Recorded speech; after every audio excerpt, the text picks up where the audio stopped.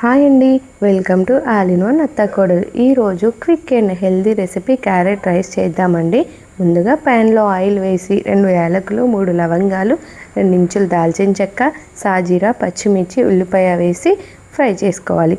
ఇవి ఫ్రై అయిన తర్వాత కొద్దిగా పప్పు దినుసులు, జీడిపప్పు, కరివేపాకు వేసుకొని మంచిగా ఫ్రై చేసుకోవాలి.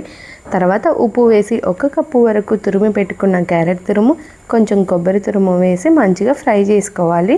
లాస్ట్లో కొంచెం సాంబార్ పొడి వేసుకోవాలండి. ఈ సాంబార్ పొడి వల్ల మంచి టేస్ట్ అయితే వస్తుంది.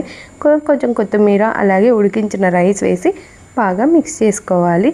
కావాలంటే కొంచెం నెయ్యి వేసుకోవచ్చు. నేనైతే నెయ్యి వేసాను. నెయ్యి ఇష్టం లేని వాళ్ళు స్కిప్ చేసేయచ్చు.